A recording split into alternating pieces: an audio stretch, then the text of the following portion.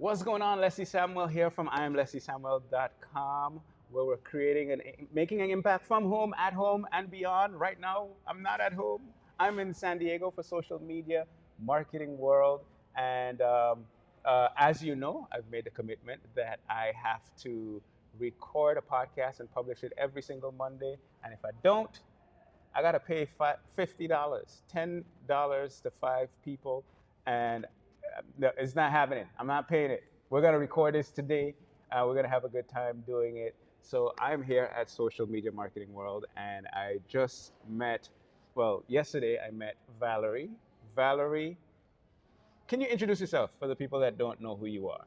For the people who don't know who I am, hello, I go by Valerie or Valeria, either or, UGC creator and social media manager freelance. It's what I do, it's who I am.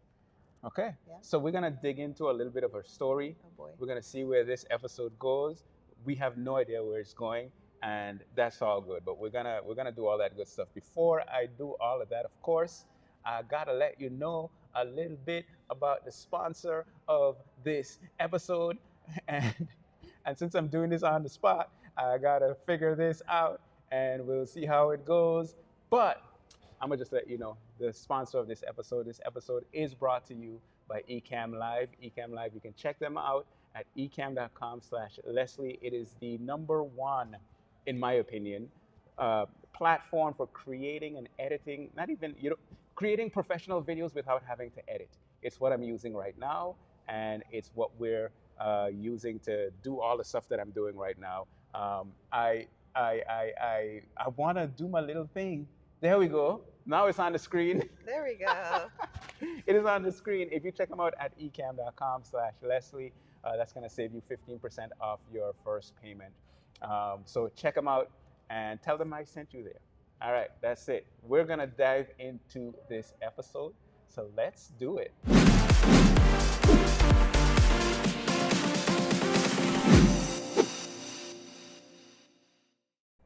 Okay, so do you prefer Valerie or Valeria? I normally go by Valeria. Valeria? Yeah. Okay, so we're gonna go with Valeria today. Okay. So you are a UGC creator. That's what you said. Correct. What in the world is a UGC creator? A UGC creator is a creator, creates content. I want to say it, not an influencer, because we just had that talk at the seminar. Okay. It's someone who creates content for other brands to use on their social platforms, either through organic on their feed or paid ads.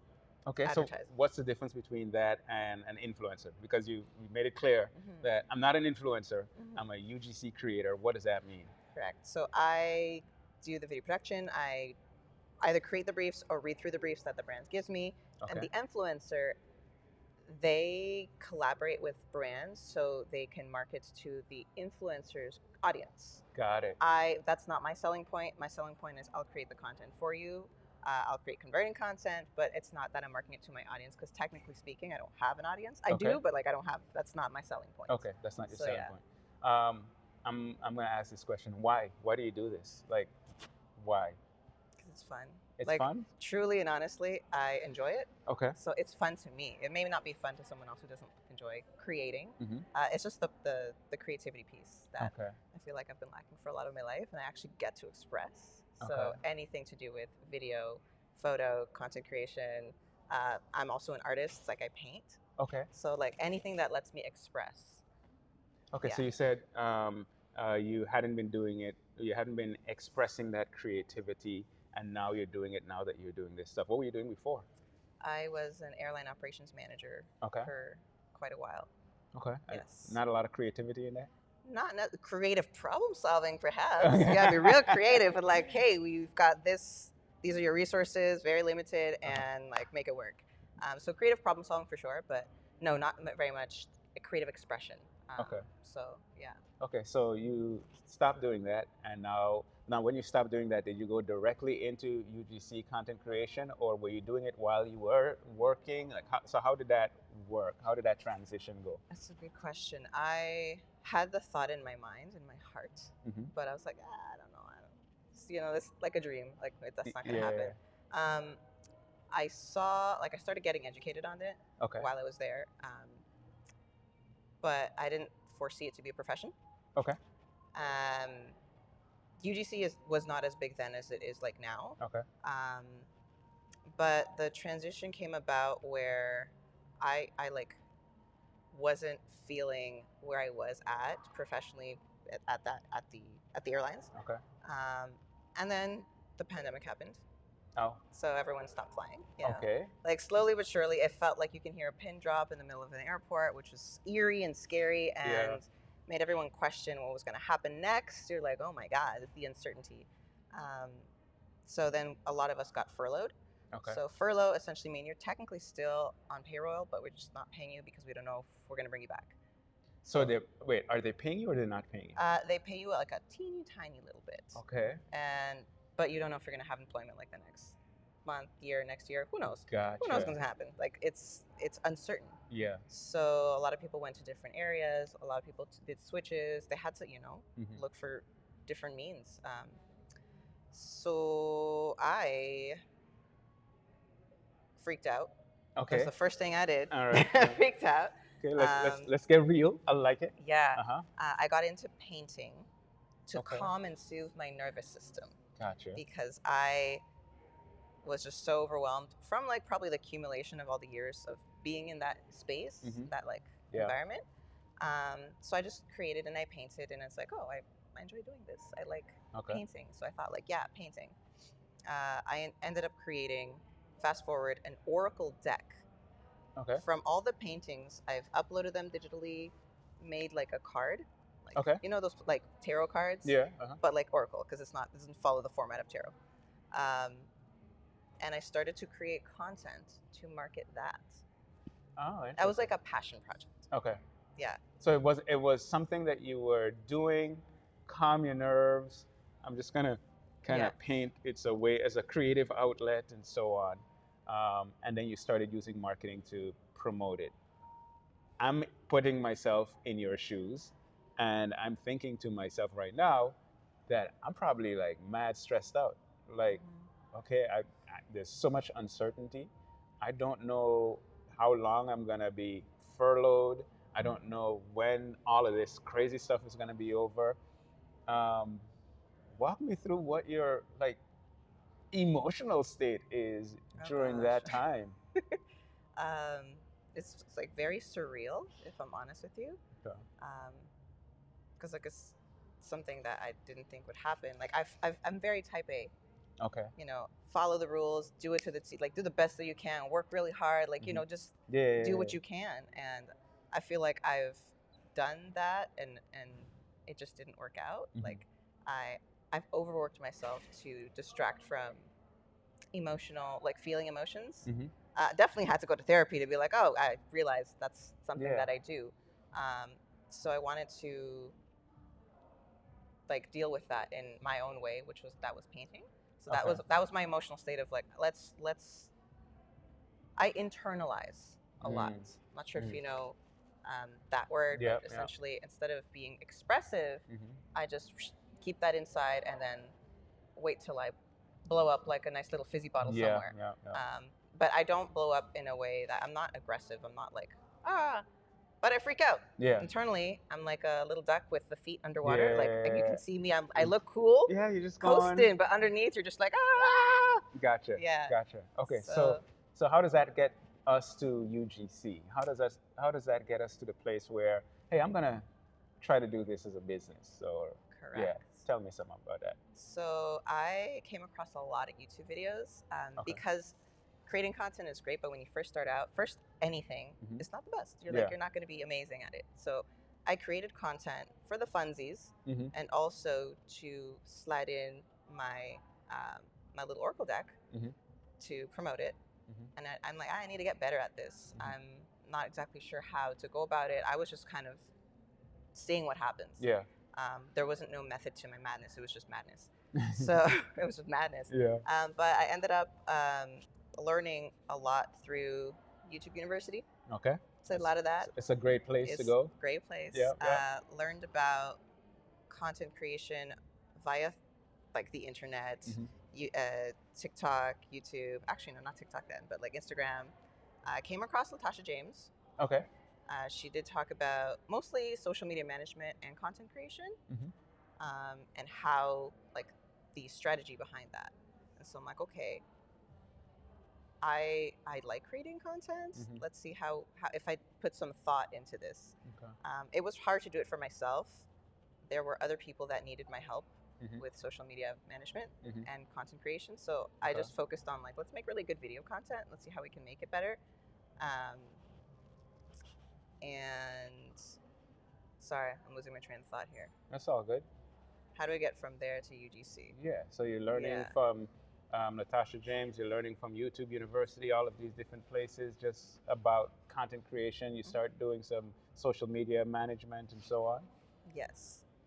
I actually just enjoyed the actual content creation piece more than anything. Okay. Because that's kind of what I realized is you can do the managing. You can understand, like, I had to understand what marketing was, and, like, oh, you can actually take the creativity that I enjoy and then the analytical brain that I have and merge them together, and, like, oh, I enjoy marketing, specifically social media marketing, because it's more, I don't know, it's more my vibe. Okay. It's social. It's that piece that connects people together, which is what I enjoy as well. But I didn't want to be like an influencer. That's what I saw, is like everyone that works with brands, creates content, is an influencer. And I'm like, I guess I tried to some extent. I'm like, no, I don't want to be an influencer. I just want to create the content. Now, why don't you want to be an influencer? I'm curious about that. I guess, one, the pressure. Okay. Two, you're creating your own brand. Essentially, that's what they are. I just wanted to lean into that very one specific part, which is the content creation piece. Got it. I mean, I could, but it's just, I don't know, it's just not in me to be like, I want to be an influencer. Gotcha. Yeah, it's a good question though. Like, why? I'm very avert. I feel like I don't like doing what everyone else is doing. Okay. All so right. If everyone and their mothers are doing it, I'm doing like, okay. that, like, okay, that's what I don't want to do. Yeah, well, I just question it a lot more, because I'm like, well, why? Is it in me that I want to do it, or is it because everyone else is doing it? Ah, gotcha. So that's the big piece. Okay, so you decided now you really care a lot about this content creation stuff. You're gonna focus on creating content. How do you promote that to brands? How do you get, clients and people to pay you to create this content? When you're small and you're starting out, I created my portfolio. Okay. So, like, I'm sure you can look this up on YouTube. A lot of people tell you, when you start out, especially for UGC, create your portfolio from anything you can find, and it's creating content from the user perspective. So, like, why do you like this thing? Why do you like this mic? Like, is it awesome? Like, I'm using it obviously for this. It's obviously working really well, so well that you'll use it yourself. So you take whatever you can and create content around it from things that you already use. Everything in your home is a product or service that you have purchased from some company. Okay. You probably either aligned with it, or it was the cheapest thing you could find. Create the portfolio, and then pitch yourself. So I did outreach. Okay. And also create content for myself on my social media channels, so I can get inbounds, people reaching out to me, and just make yourself very visible. I hope that answers the question. Yeah, no, okay. So you create your portfolio, and I like the fact that you just started creating videos of stuff that you have, right? And because that's demonstrating what you can do in your video creation process. Then you go and pitch brands. Okay, pitching brands, that's something that sounds, I know for a lot of people, very scary. Yes. Was it scary for you? Absolutely. Okay. Yeah. Do it scared. It was? Yeah. Okay. But you still did it? Yeah. Okay. Yeah. Did you get rejected at all? Probably ghosted. Yeah, for sure. Or I'd rather a response than no response. Okay. So, yeah. So I try to look at that as like, okay, it's not a no, it's just not right now. Okay. Or maybe something in my portfolio or in my pitch didn't work, or straight up, it's just not that time. Like, you learn as you go. You look at the calendar year and you start to see where marketing budgets are higher around a certain time, and then you start learning about, like, all that fun stuff. So you start to kind of, like, assess. It's not so much like you as a human. Don't take it super personally. Okay. You're not like super horrible. Maybe there's just one of these factors that didn't jive. So if someone tells me no, I don't suck necessarily. Correct. Oh, okay. Yes. I like that. So it's changing from the mindset of, okay, I'm being rejected, to maybe it's not the right time. Maybe, it's not a good fit. And that's perfectly okay. Yeah. Okay.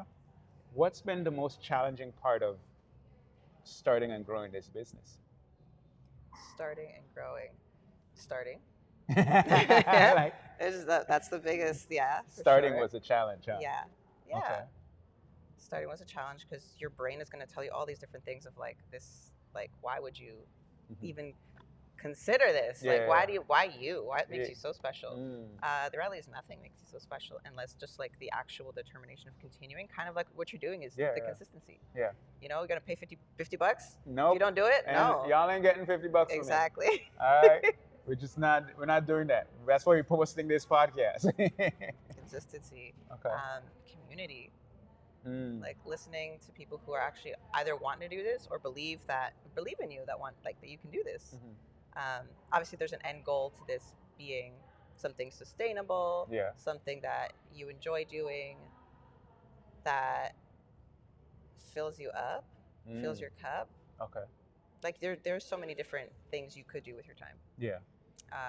Things are going to be hard, but you choose your hard. You choose what's going to be difficult. Yes, it's hard waking up at 5 a.m. and going to the airport and like doing your like 10-hour shift or 12-hour shift. Yeah. And coming home super exhausted. That can sustain you. Yeah. You can do that. I have energy to some extent to do that. And it's hard. It's also hard to pitch and to be rejected. Yeah. And to say, no, maybe not this quarter, maybe next quarter. Or, I don't know, coming up with ideas. But like, yeah, you choose your hard. And this is the hard that you've chosen. Yes. Okay. What's been the best part so far? Connecting with different individuals. Okay. Yeah, the flexibility and the freedom, I guess. Like there's a lot of choice. Okay. I feel like there's overwhelming amount of choice. A lot of choice, for sure. Okay. So when let's talk a little more about the pitching. How do you go about that process? Do you like do a bunch of research and find a bunch of companies? Are they random companies? Are they companies in a certain industry, a certain vertical? Like how does that process work for you? That is fantastic. I started literally just going through things in my house that I love, like things that I already use, because I have the user experience of like I already use this and I know what their ethos is. I jive with it. So I would rather I'd rather these types of brands. So I kind of grab that and be like, oh, what are other brands that are kind of aligned into this? So give me some examples. What are some of the things that you had around your house that you're like, I use this, I like this, I can create content about this? Yes. So Pacifica is like can we say their name? I don't know if we can say their name. Sure. Yeah, just some skincare companies that I enjoy that have like low toxicity levels or no toxicity levels in their like ingredients because they care about my health and wellness. Gotcha. Was another reason for the shift is I want something that's a little less straining on my nervous system. Yeah, so some skincare brands that are purpose driven. Care about their environment and their people. So I kind of like the research about like companies within that realm. Yeah, you can go skincare research, see and do research. Like I straight up did research. Gotcha. So when I do the pitches, they're not empty, they're not generic. They're like, I know what you're about. I'm specific about the products. I put in ideas. Some people say don't do that. You're giving them free ideas. But I think coming from a place of service and a place of like, ideas are, if you are a creative, you can generate ideas like all the time. Yeah. You can get tired, yes. But if you're a creative, that comes from an endless source of creativity. Gotcha. So, yeah, so that's my answer. Okay. How long have you been doing this now? UGC specifically, like about a year. Yeah. About a year. And how's it going? I say it's going great. It's going great? Yes. The reason I say that is because now people are coming to me. Oh, yeah. Okay. So I'm excited. I'm excited because they saw something. And I asked them, how did you find me? And there's different answers. Yeah. But they saw something that are like, oh, she can she can do this. Okay. They like saw that. something and said Yeah. she can do this. No, And I'm that's like, oh my awesome. gosh, it's not just me. Okay, so you start by creating stuff just from things that's around your house or things that you use. Then you start pitching brands and started getting some traction there. And now, I mean, we're a year in, and companies are reaching out to you Correct. to pitch you. Yes, That's a beautiful thing. it is. How does that feel? It's really nice. Yeah. Yeah, Yeah. I would imagine it feels nice because um, there's some external validation where Right. that is concerned. And you're starting to see that, okay, you know what? I took a risk. I did this thing with the hopes that it'll get to a point where people are reaching out to me. And then, at some point, maybe it reaches to the point where you're turning back people because there's only so much you can do. So that's an awesome journey. I love that. Yes. Okay, so in this process, I don't know why this is the thing that's coming to mind. Oh, I know. Okay, so I was out last night at a dinner, and a guy asked this question. And he asked me, over the last year, what was the lowest of lows? And what was the highest of highs? And when he asked that, I was like, oh my goodness, that is deep. And I answered, and then I went around trying to get everybody at that table to answer the same question. Yeah, I want to hear And the now, answers. no, this is about you. This is not about me. This is not Yeah. about me right now. I mean, I could share, but I'm curious for you. You've been doing this for about a year. What what has been the lowest of lows, and what has been the highest of highs for you? Okay. Ooh. Yeah, Ooh. that's a big one. The emotions, the roller coaster of emotions. I gotta really think about this because I feel like it's not been long that I had experienced my lowest of lows. Okay. Um, putting the words to it, putting the words so just like the feelings or like the like an event. I guess Can you specify the question further? No, Just I'm not. the lowest. No, I don't. I don't care how you answer it. Yeah. You can go with it wherever you want to go with it. You don't have to share anything you're not comfortable with sharing. But I'm just curious. You want me to share first? Sure. Okay. So, Appreciate. a while back, I made a decision to pivot in my business. I was teaching entrepreneurship and doing coaching, and I had a membership site teaching about business and how to grow your online business. And I had my biology stuff. Um, I decided I'm just going to focus. At some point, I got rid of the biology business because the entrepreneurship thing was making good money, and I wanted to continue doing that. But at a certain point, I got tired of it. And I was tired of just always talking about how to build a business, how to make more money, how to get more followers, and all this kind of stuff that I don't really care about. And it came to a point where I was just so fed up with it that I was like, I'm done. So from one day to the next, I shut down my membership site, which cut my revenue significantly. And I made a decision that I was going to go all in on the biology stuff that I had neglected for a very long time. As a result of that, financially, things were tough. Yeah. And it was tough because I made a conscious decision to go in a different direction and try to build something that wasn't making as much money as the other stuff. Yeah. So I went through times, even recently, where bills are coming in, your account gets overdrawn, you're trying to figure out how do you balance it all out, and it was rough. Yeah.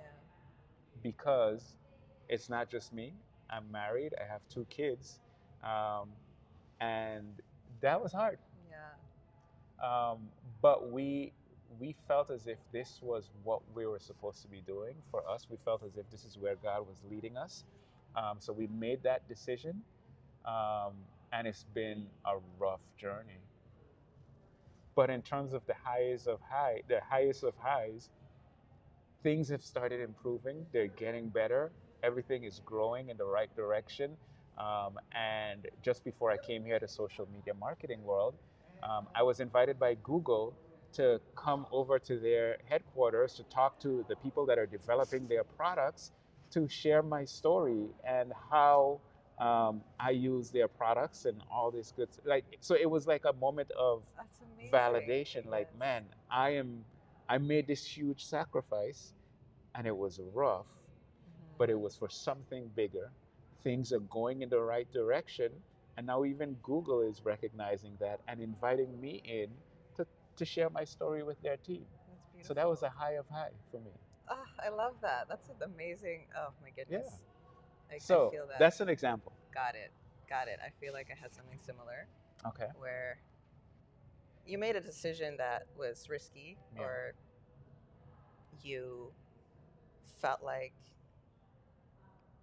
maybe other people might question the decision, but you're like, I'm gonna move on faith, or I'm gonna move on like this is what I feel like I'm called to do. Yeah. And you feel the range of like, oh my gosh, this is terrible, scary. Why am I even doing this? And maybe doubts, or maybe not doubt. I don't know. I feel like constantly have that like in my brain doubt of like, you sure? Yeah. Like, we doing this? We're okay? And then you got this beautiful high of highs to like, oh no, this was worth it. Absolutely. So you would say it was worth it after all that? 100%. And I would say all throughout the entire process, if you had asked me the question, no matter how low it was or where it was in the process, I would tell you absolutely, this is what I'm supposed to be doing. I'm so happy. I want to give you a hug. I take hugs. I take hugs all the time. But I'm not letting you off the hook. No, I want to share. I want to share. I'm going to limit my amount of sharing just because I'm like, but very similar to you. I mean, I feel like this whole career pivot from something that I was making good money on. Yeah. Like I said, really bad for my health. Yeah. But I feel like I wasn't called to do that anymore. Okay. Like I was just going through the motions, and that didn't feel good. Other people around me could see it. So yeah, I think going into this direction was a risk, so to speak, because I have all this experience in this area, and then I feel like I'm kind of starting from scratch or starting over. But specifically going into UGC, going into that, there's a lot of competition. There's a lot of other people, maybe other people that do it better than me. And focusing more on it, I'm like, no, I feel like this resonates a lot more with me and who I am, what I do. So I felt that financial strain of like, you're doing all these other things to keep this alive or trying to like go all in. Yeah, I'm on the upswing of that. Yeah. And I'm like the highest of highs when I can't talk too much about this company because there's stuff involved and there's AIs involved and this and that. But they reached out to me and they were super transparent about their budget. And I was like, oh my God. Yes. I was like, and they're like, yeah, we like basically tell us what to do. Tell us what to do. They have faith in me. They've seen my experience. They've looked at what I've done in the past, which maybe looks a little janky and like unconnected, but with what they do, it's all connected. So I don't know. It just felt like, wow, okay. Yeah. I didn't think anything was making sense, but like this all makes sense. So yeah, I know it's super vague. I can't get too much into detail. That's fine. But it sounds like it's somewhat of a similar journey. Correct. Right? You were doing this thing before and it was going well in some ways, but there was something missing. You leave it for this risky thing, and as a result, things get tough. Really tough. Yeah. But you do it still. And you do it scared. And things start growing. I think that's a very common story a lot of entrepreneurs have. And it just shows that entrepreneurship isn't this walk in the park.